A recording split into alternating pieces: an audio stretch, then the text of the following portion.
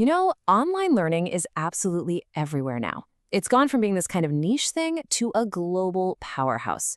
And, well, the last few years made it essential for pretty much everyone. But this explosion in growth brings up a huge question. Is it actually any good? There's still this nagging feeling for some that online learning is somehow second-rate. So how do we prove it's not? Okay, let's dive into this. So here's our game plan for this explainer. First, we're going to look at the sheer scale of the online education boom and that perception problem I mentioned. Then we'll get into a surprisingly tricky question: what does quality even mean? After that, we'll see how quality assurance actually works in the real world.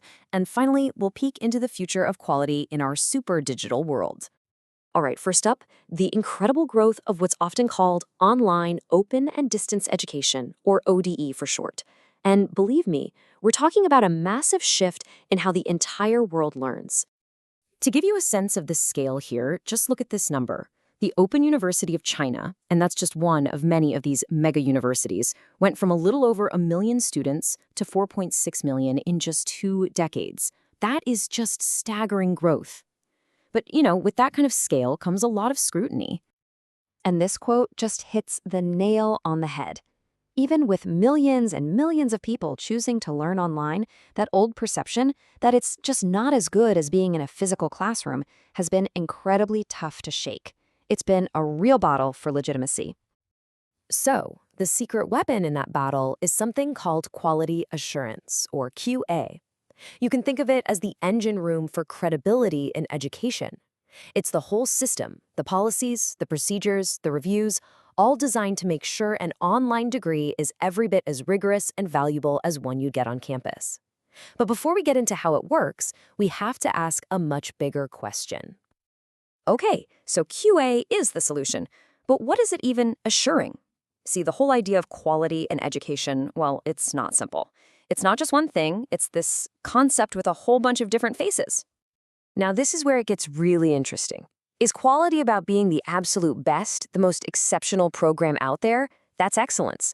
Or maybe it's about being flawless, consistent, and reliable every single time. That's perfection. Or hey, maybe it's just about doing exactly what it says on the tin. That's fitness for purpose. For some, it's just about a good return on investment. And for others, it's about whether it truly changes you, gives you new skills, and opens your mind. That's the transformative view. The tricky part? Quality can be all of these things at once. And to make things even more complicated, different people care about different things. You, as a student, you're probably thinking about how good the courses are and if it'll help you land a great job.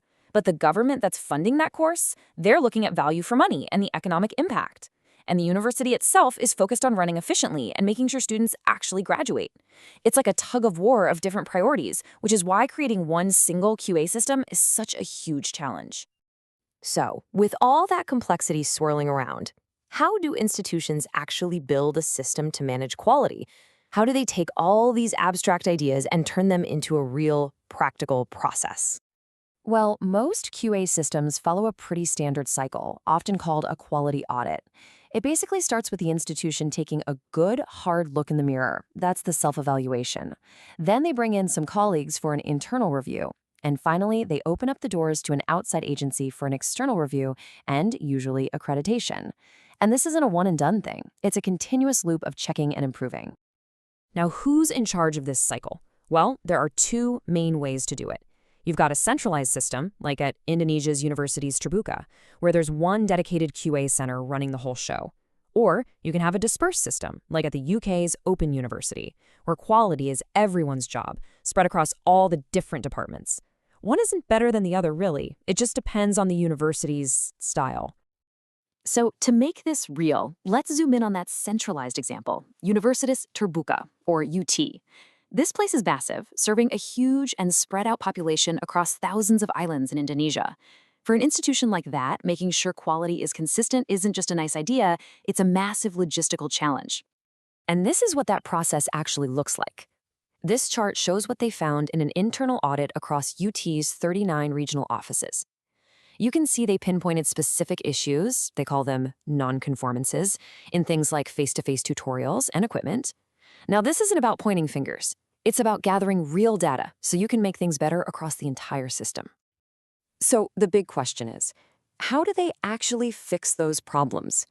One of UT's most important tools is the Standard Operating Procedure, or SOP. They literally created detailed written playbooks for everything they do. And this isn't just pointless bureaucracy. It's about making sure that a student in the capital city gets the exact same high-quality experience as a student on a remote island.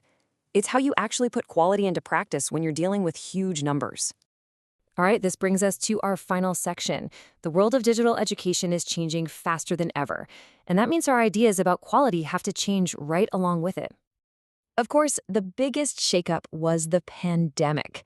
It was basically a giant, unplanned global experiment in online learning that forced every school, college, and university to figure it out overnight.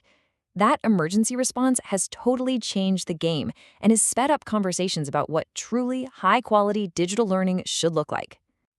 So what's next? Well, we're seeing a huge rise in microcredentials for very specific skills. There are massive international partnerships, like the European University Alliances, creating these cool multi-campus digital programs. New ways of teaching, like hybrid and blended learning, are just becoming the norm. And on top of all that, AI is starting to change everything, from how courses are designed to how students get support. Each one of these trends is a brand new puzzle for quality assurance to solve. Let's just double-click on that first one, microcredentials. The European Commission basically defines them as proof of what you've learned from a short, focused course. So think about certifying a specific skill, like coding in Python, instead of a whole 4-year degree.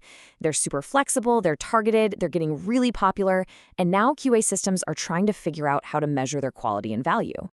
So at the end of the day, what we've seen is that quality in education isn't some fixed target you hit.